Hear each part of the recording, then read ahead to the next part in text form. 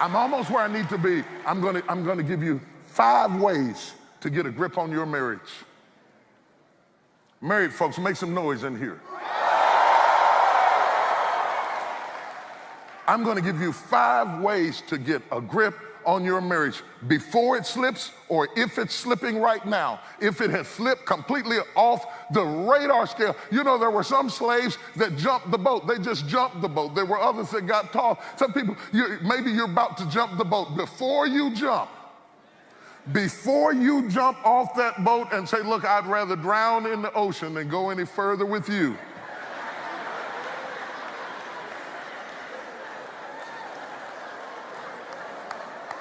Isn't that a hot metaphor? Doesn't it just fit so good? I said, hey, it's so good. Look, I'm gonna give you 5 ways to get a grip on your marriage, and it may be the hand that catches you even when you're drowning right now.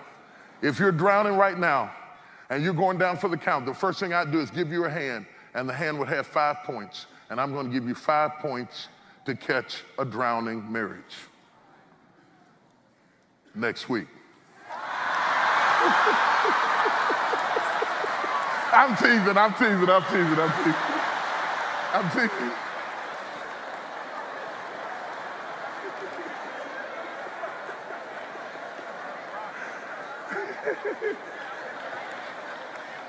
Can I go further? You think we got time to go a little bit further? If we save one marriage, it'd be worth it all, wouldn't it? Yeah. Save one kid from going through another level of dysfunction. Number 1, I want to talk to you about the art of knowing. The art of knowing. The art of knowing. The art of knowing. The Bible says that the man dwells with the woman according to knowledge. Knowledge, the art of knowing. Not assumptions. Knowing. In order to know who you're married to, there has to be an ongoing interchange between you, and they have to be important enough for you to watch them. This knowing there are 2 different words that are used in the New Testament for knowing. One of them means knowledge, to have acquired knowledge, and the other one is progressive knowledge. It means an ongoing development of knowledge. The type of knowing that I'm suggesting that you need in a relationship is an ongoing knowing that you are forever a student of the person you love. Forever a student of the person you love. The very fact, you don't have to be a professor. You don't have to be a professor, forever a student. The very fact that you're a student says you're still interested in me. But when you think you're a professor in loving me and you walk away, it reads out to me that you are no longer interested. So the Bible says, dwell with her according to knowledge. You'll be able to stay as you continue to know.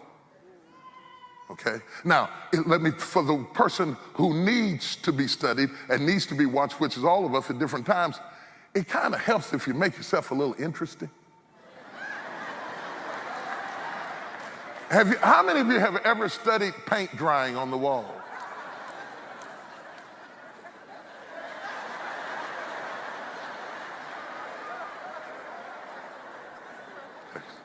I'm back. The art of knowing means that you have to make a conscious investment in being a student of that other person. I didn't say an investigator. I didn't say a 007 snoop. I didn't say a private investigator who's going through their phone and going through their mail. What is this about? What's going on? No. Study me. And then you won't have to watch this.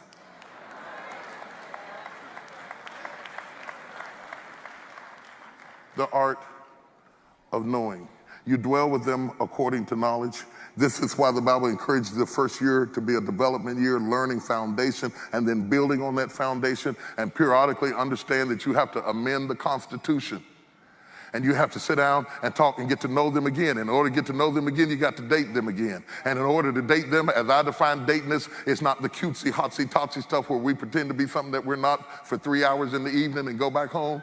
But let's get down to the bricks and the rocks and the mortar of getting engaged in life together and connecting with each other. The art of knowing means we have to periodically go through the whole romance process again and find out, who are you now? Who are you now? Where are you now? My famous all-time line, my wife will tell you this right now, is, what do you mean by that? Don't say nothing to me if you don't want me to say that, because when I ask you that, I want to be sure that I understand what you said. And I'm going to get into that a little bit deeper, because just because you said the same words doesn't mean that you meant the same thing. Number two, that's the art of listening. The art of listening. We spend a lot of times telling you to communicate. I'm telling you, communication is not as important as listening. In fact, most of the couples I counsel, everybody's talking, nobody's listening. In fact, you can bring them in your office and set them down, and she's talking. She comes in and she goes to talk. The reason I call this meeting, generally the woman has the most nerves, she brings it up first. The reason we call this meeting with you, Pastor, is because I just didn't know what else to do. I'm just sick of him. I'm sick. And he's curled over and he didn't want to come no way, okay? And so then when you finally get him to talk, generally, and he starts talking, well, I wouldn't be like that if she went, and all the while she talks, well, and after a while, once you get them going real good, they're just waiting on each other to take a breath so they can get the next punch in. And pretty soon in your office, you're seeing a reenactment of what goes on in the house every day. Everybody's talking and nobody's. I pray God would anoint your ears to hear, not your outer ear, your inner ear, and that your inner ear would have the humility to say, what do you mean by that? Not to assume that what you heard is what she said. In fact, I've gotten so bad about that statement now that in a business meeting, I'll stop in the middle of a business meeting and they'll make a presentation. I'll say, wait a minute, let me tell you what I heard and you tell me if that's what you meant. Because this business about listening and get it right, it's not easy. There's an art to listening. And I bet you can go to DBU, you can go to SMU, you can go to TCU, all the alphabets you want to go to. There's not one class on listening. I bet you didn't take it in high school either. I bet you didn't take it in elementary school, and yet everything you learn is based on your ability to listen. Are you listening at what I say? Are you listening at my nonverbal communication? Because many men communicate nonverbally. Some women also communicate nonverbally. So when I'm talking about listening, this is not just a word game. It's also learning my method of communication so we can row together in this boat effectively. You've got to develop the art of listening. And you can catch a falling marriage if you can listen. Because generally, people leave each other for simple stuff. Simple stuff. They generally leave each other for stuff the other person could have provided. It's not the great big stuff, the calculus of marriage. It's the little simple things that either make it or break it. The difference between happiness and hell is little things. A family that's going through hell could be a happy place. They're miserable over little things. What are the little things that you are getting wrong, and are you willing to change them? You might not fix all of them, just fix enough of them that you can get Fred on the boat and y'all can get back together again, and he can do some fixing and you can do some fixing, because it's not gonna be one-sided fixing. I can hear somebody right now, they're saying, yes, get them, Jakes, get them. Oh, that's right, they're gonna be in the car saying, that's right, if you just listen to me, that's right. Shut up! I'm not just talking to her. I'm talking to you. Just because somebody talks soft doesn't mean they're not serious. Just because he talks soft doesn't mean he's not serious. Most of the time we're too busy to listen. And if you don't listen, you're going to lose. And then you're going to pay all of these professionals to come in and help you listen. You're going to pay a counselor so much money an hour to tell you what she said. And you're going to sit there with the wife that you've been with for years, and somebody who just met them is going to say, what she's saying is... And if you don't listen to the counselor because you storm out of there, we're not going back to counseling. Then you're going to end up with a lawyer who's going to say, now what he's saying is, and you're going to get this much, and all of them are going to bill you. They're going to make money off of you because you will not listen.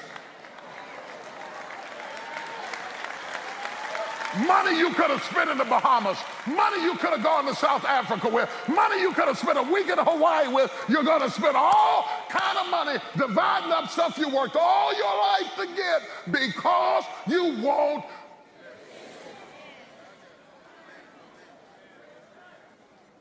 Number 3, the art of waiting.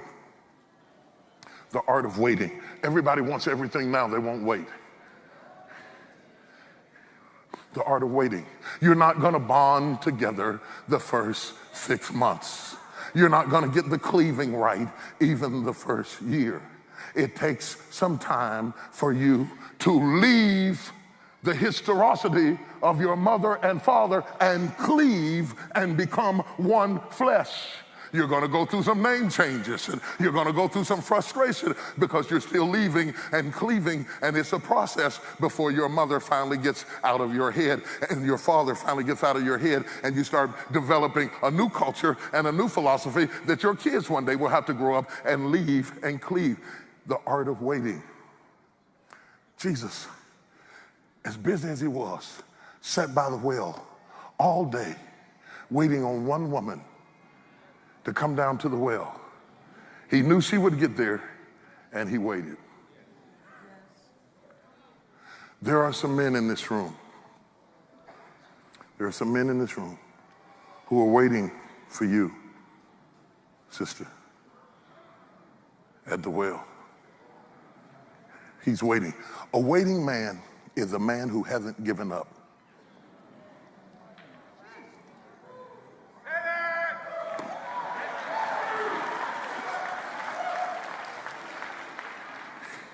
When a man waits, it just means that he hasn't given up. Brother, there's a waiting woman.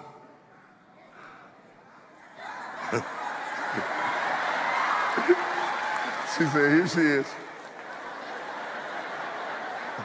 Oh, I could really go there with that. I'm gonna stay right here. Woo. There's so much to be said. There's a waiting woman waiting on you to grow up.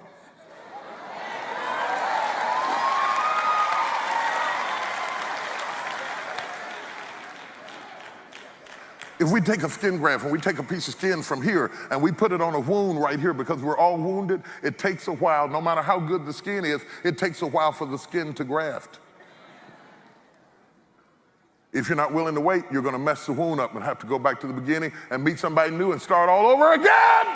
And you're going to end up at the same place. I know you don't believe it. I know you don't hear me. I know you think I'm stupid, but you are going to end up at the same place with the second wife that you ended up with the first wife. If you don't fix what's wrong with you, it is going to happen again. 50%, 64, 74% is going to happen. We happy now. You and her were happy at first. You're always happy at first. Why you think you get married? Everybody's happy at first. If your husband is waiting on you, if he's waiting on you, if he's fighting off the others, I feel you, man. I feel you. I got your back, dog. I'm coming with it. I'm coming. Hold on, I'm coming. If he's fighting off women who want to do what you won't do, and that's more than sex. That can be kindness, that can be time, it can be sex too. How about that? Somebody say sex, it can be sex. He's waiting on you. Are you making him wait longer than necessary because you're distracted into your own things? And eventually what happens to men, I know men, I've been a man all my life. Eventually, he gives up on waiting. And then you call him a dog. But all of them were not dogs at first. They just got tired. Oh, wait, it's one thing to wait on somebody who's getting ready. You know how you be waiting on your wife and she's getting ready? And my wife will say in a minute for a half hour. But I can deal with that as long as I see it coming.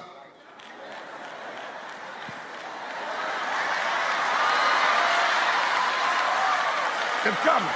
It's not there yet, but it's coming. So what I do, this is how I do this, guys. I jingle my keys, just to remind her that I'm waiting. I don't mind waiting as long as it's coming. What becomes difficult is when you're waiting and you see no change.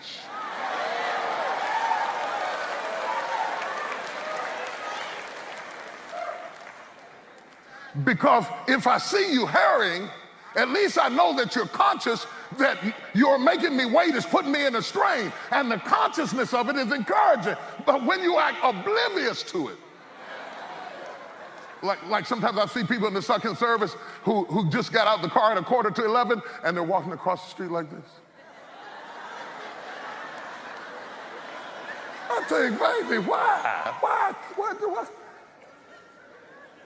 Pick up the pace.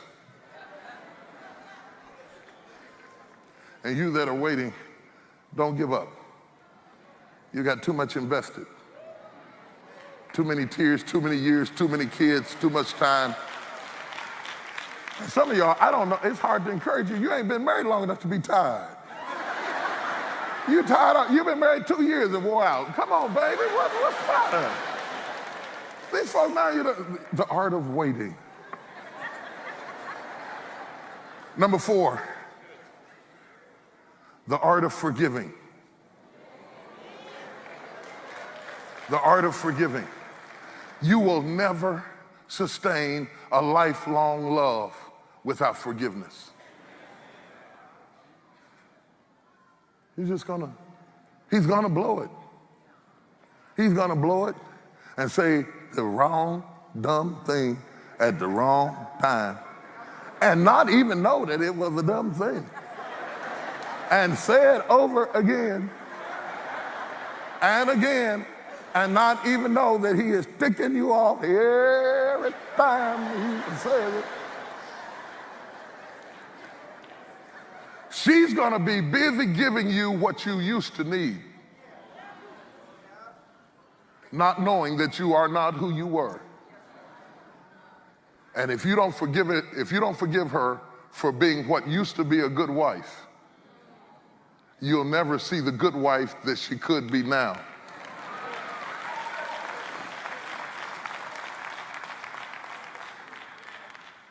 I was on the Dr. Phil show and they were talking about the governor from New York and what went on with him, and they were talking about his wife standing by him and they were all going off about it and going off. I said, please, we don't get to tell her whether she should forgive him or not. You don't know anything about what makes that marriage work, the chemistry of that relationship. What has he forgiven about her? What drives two people together? How they fit together like a key in a lock is nobody's business. We don't get, just because we're the viewer, to participate in the marital process of people coming together. There is not a married person in this room that's been married a considerable amount of time who hasn't had to forgive each other to stay together.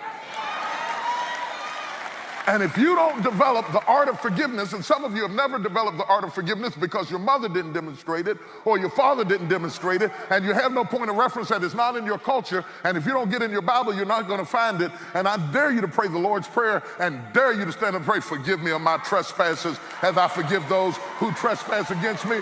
If God forgave you like you forgave him, would you be saved or would you be going to hell right now?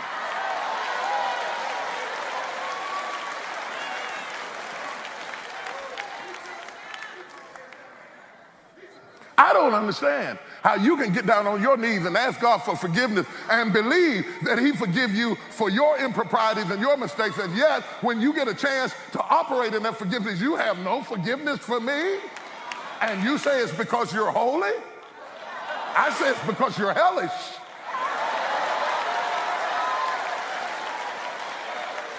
You can't be an unforgiving Christian. It's an oxymoron. Christians are forgiven. How can you be an unforgiving? Woo, I got one more.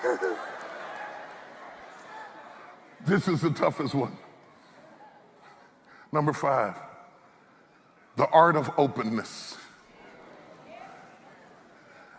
I almost didn't include this one.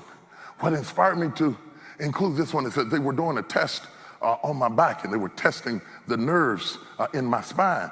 And it's a test where they stick these needles in your spine, and they stick them in the muscles in your legs and everything. And they stuck the needles in, and every time they stuck a needle in me, it drew blood. I was bleeding on the table. And every time he stuck me, I flinched. So after a while, before he stuck me, I didn't have to flinch. I was already there. I thought, since I know this is going to hurt anyway, I might as well just stay flinched.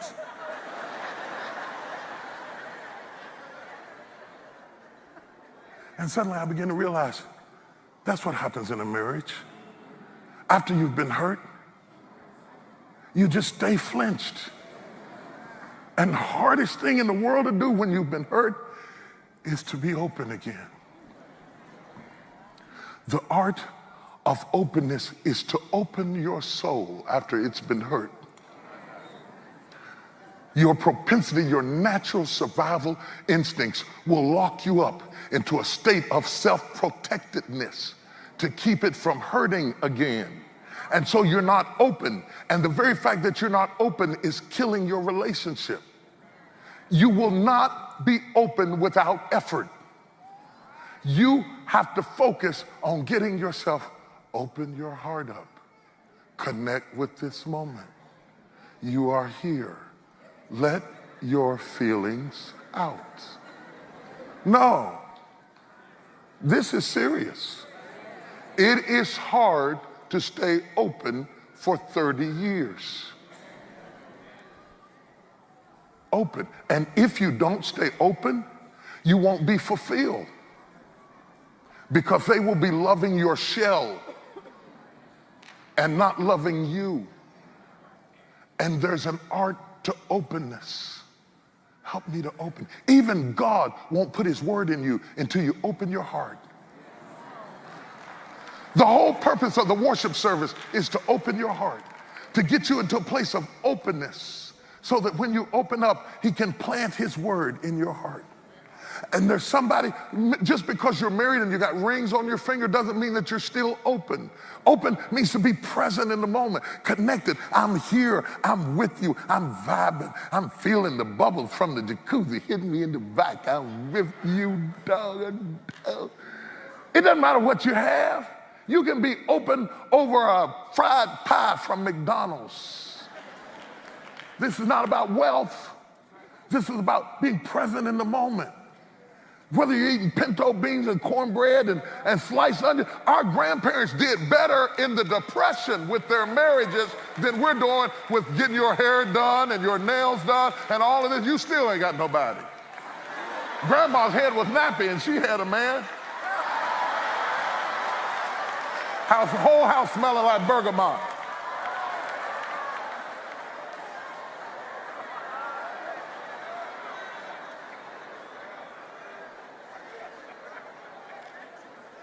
Your grandmother's head was forever in a bun. They'd have took that bun down and something would have come out there and bite you. Up in the bun. She had somebody. You change your hair every week and you're losing. Grandpa didn't take grandma out on a date nowhere, but they stayed together for years and years and years. What are we missing? We're closing up. We're flinching.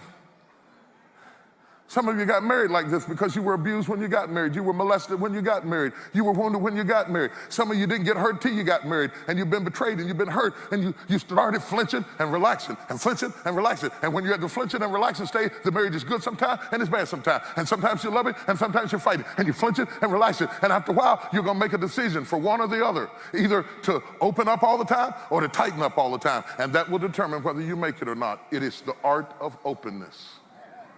Nobody can fuss you into doing it. Nobody can seduce you into doing it. Nobody can trick you into doing it. This is something you have to do for yourself. Do you have the courage to open up again,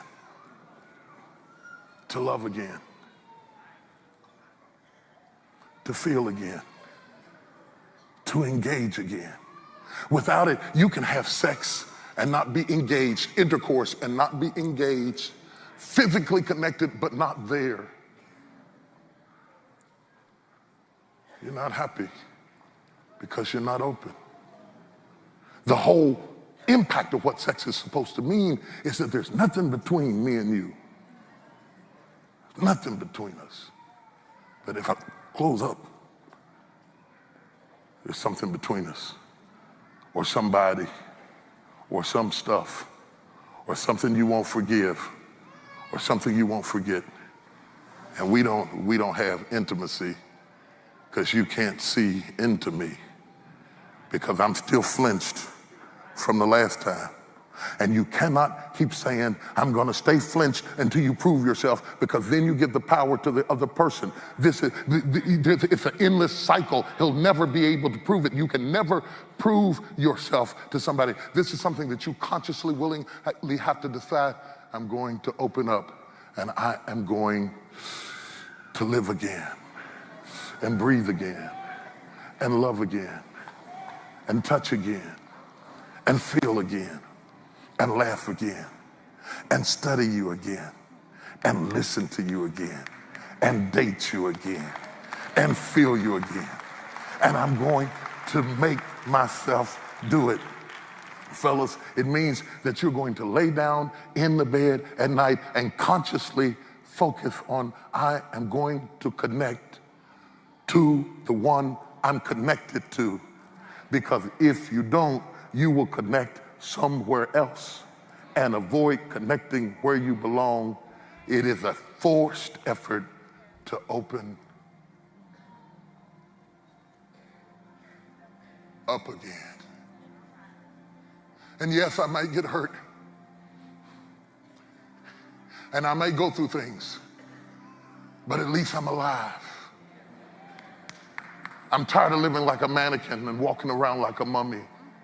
I want to feel again, laugh again, love again, smile again, and even cry again, but at least I'm alive again.